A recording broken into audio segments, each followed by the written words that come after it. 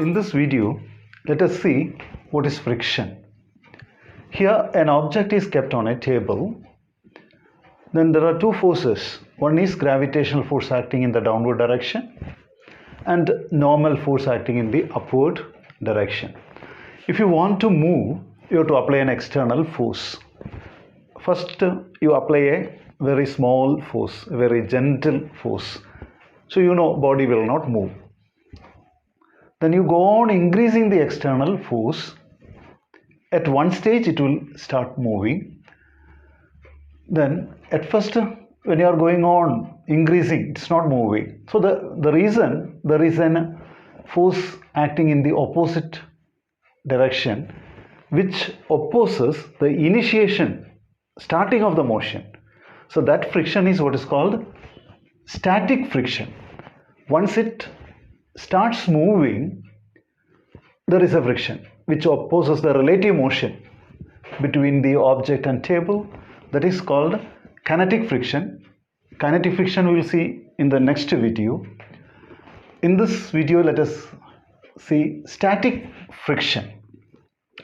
Static friction is the force which opposes the initiation of motion, that is starting of the motion. Then always external force will be equal to frictional force. So here an object is kept on a surface, then its mass is m1, so gravitational force is acting in the downward direction, that is m1g, then normal force is n. So n is equal to m1g. In this case, one more object is kept over this, m2, m1 and m2, total mass. So normal force is m1g plus m2g. So when we apply an external force, body will start moving only after a stage. So in this case it is difficult because normal force is more. So there is an empirical relation. This is static friction will be always greater than or equal to 0. Suppose the surface is very smooth, then this will be 0. Static friction can be 0. So suppose you don't apply any force, then there is no question of friction. So frictional force can be 0. So you go on increasing the external force, so friction also will be going on increasing. At one stage it will start moving. So there is an empirical relation. Static friction is greater than or equal to 0, but lesser than or equal to this value, mu s, where mu s is a coefficient of static friction. That will be different for different surface. That depends on the surface, whether the surface is smooth or rough. If it is very rough surface, this will be more, and it depends on the normal force. So in this case normal force is more, so it depends on two things, type of surface and the normal force. So this is an empirical relation. Static friction will be greater than or equal to 0 but lesser than or equal to mu s into n, where mu s is the coefficient of static friction. That depends on the types of the surface in contact. Then normal. Suppose a mass of 2 kg is kept on a surface whose the coefficient of friction, static friction is 0.8. Then let us see this mu s into n. What is n? Normal force. So normal force is equal to mass into acceleration due to gravity. Mass is 2 kg. Acceleration due to gravity is 9.8. Then 19.6. So that is the normal force. Then static friction. Static friction 0.8. So this number is to be multiplied by 0.8. So mu s into n. Mu s into n. Mu s is 0.8 into 19.6.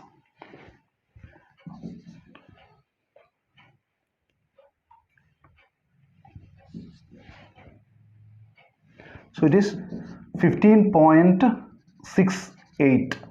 So this static friction is maximum value. So maximum value of the static friction, maximum value of the static friction is 15.8 Newton. So to move this body, you have to apply 15.8. If the applied force is lesser than this value, body will not move. So when the applied external force is more than this, equal or more than, then it will start sliding. Mu s into n, that is 0.8 into 19.6. When you multiply these two numbers, you will get to 15.68. So this is the maximum value of the static friction. If the applied force is equal to this, body will start sliding. Now let us see one more example. An object of 50 kilogram is kept on a surface and an external force of 5 Newton is applied. Then what is the frictional force? So frictional force will be 5 Newton when the object is not moving. When the object is not moving, external force will be equal to the frictional force. So when external force is 5 Newton, frictional force also will be 5 Newton when the object is not moving. Now suppose the object is kept on a surface of coefficient of static friction 0.8. Now let us use this expression to find the force needed to make the body move. Normal force is m into g. Now mass is 50 kilogram. Then you multiply by acceleration due to gravity, that is 9.8. So normal force is 490 Newton. It is kept on a surface with the coefficient of static friction 0.8. So maximum frictional static friction is mu s into n. Mu s into n. Mu s is 0.8. Then normal force is 490. So if you multiply, you will get 392 Newton. So to make the body move, you have to apply 392 Newton as a maximum frictional force. Suppose the same object is kept on another surface with the coefficient of static friction 0.6. So now 0.6 into 490, so that will be equal to 294 Newton. So now 294 Newton is enough to make the body move. So whether it will be easy to move or not depends on the surface. So that is coefficient of static friction is different for different surface. Let us see another example. Here two objects are connected by a string and that string is passing over a pulley. First mass m1 is 7 kilogram, second mass m2 is 5 kilogram. It is kept on a surface.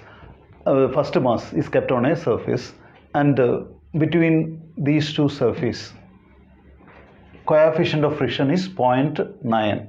So coefficient of static friction depends on the surfaces in contact. Now free body diagram for this. Mass m1, then gravitational force acting in the downward direction m1g, then normal force acting in the upward direction. Then here there is a frictional force this side and tension that side. So tension is m2g.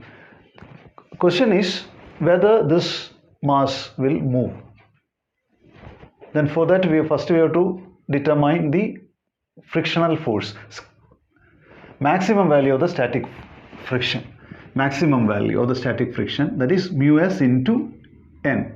Mu s is 0.9, then normal force is mass into acceleration due to gravity, mass of the body, first body here m1. So m1g, m1 is 7 kilogram, then 9.8, when you multiply you will get to 61.74 Newton. That is the maximum value of the friction, static friction. Tension m2g, mass of the second body m2, g acceleration due to gravity, so m2 is 5, then 9.8, so it is 49 Newton. So you can see this is lesser, tension is lesser than the maximum value of the static friction. This is 61.74. So this tension is lesser than the maximum value of the static friction. So this mass will not move. If it is to move, tension should be equal to the maximum value of the static friction. So this, now let us calculate what is the mass needed. 5 kilogram means it will not move. If the m2 is 5 kilogram, the mass m1 will not move. Now let us calculate what is the minimum mass required here so that this mass will move.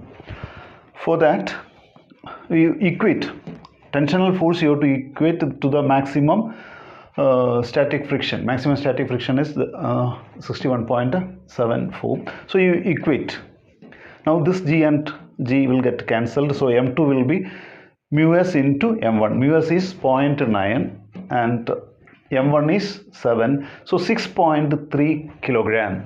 So this m2 should be 6.3 kilogram. Then this mass will start sliding when it is 6.3. Suppose it is kept on a smooth surface where friction is 0, very smooth, friction is 0. If there is no friction, even if this mass is 1 kilogram, it will start sliding.